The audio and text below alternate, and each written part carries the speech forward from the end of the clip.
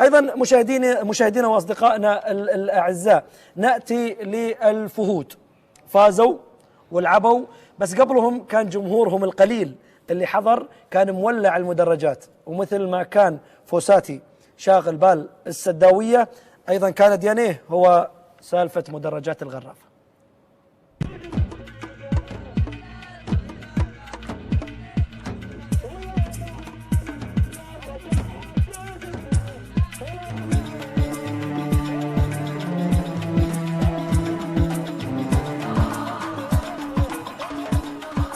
تعتقد أن ديانيه إضافة لكم ولا لا أنت؟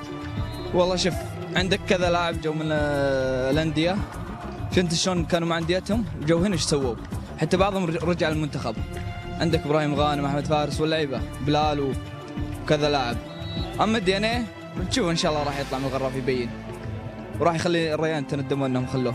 ديانيه لاعب محترف، لقى أكثر من عرض، أفضل جاء عرض من النادي الأهلي، عرض من نادي السد، عرض من نادي الغرافة، أفضل الغرافة يعني، ولاعب بإذن الله إن شاء الله راح تكون مع الغرافة غير. أمارة ديانيه ما حد يختلف على إمكانياته، لاعب مهاري موهوب، وأثبت هذا في كثير من مباراة الريان، بس يمكن البيئة في الريان تختلف عن بيئة الغرافة. أعتقد مشعل عبد الله هي التواجد لحل الأمور بالنسبة لفريق نادي الغرافة.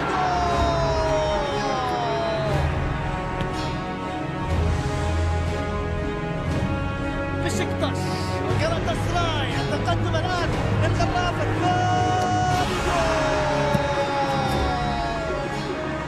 لما يظهر نورس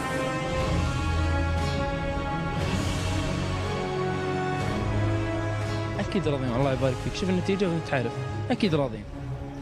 بغض النظر عن النتيجة، المستوى والله أوكي، راضيين عن النتيجة. أقول راضيين إن شاء الله بعد في زيادة إن شاء الله. لا والله طلع كلمة دخلها أمارة ديانيه، ما يلعب أمارة ديانيه، ما يلعب عدل.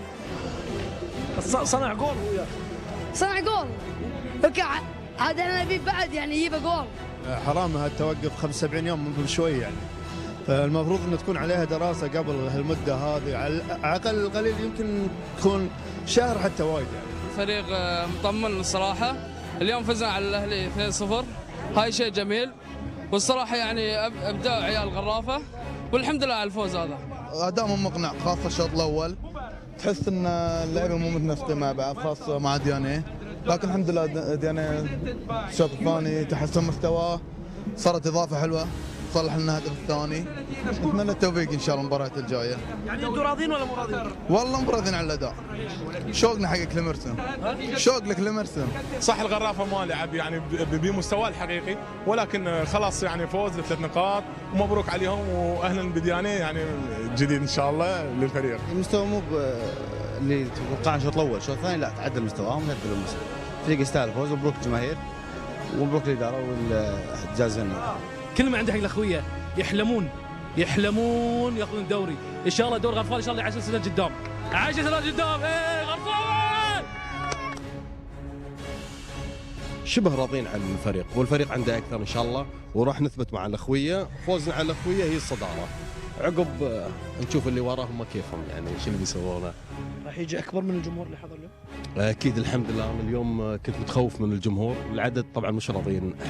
انا ما راح ارضى على جمهور غرافه الا نحصل ملعب فل كامل، قريب ان شاء الله صدقني.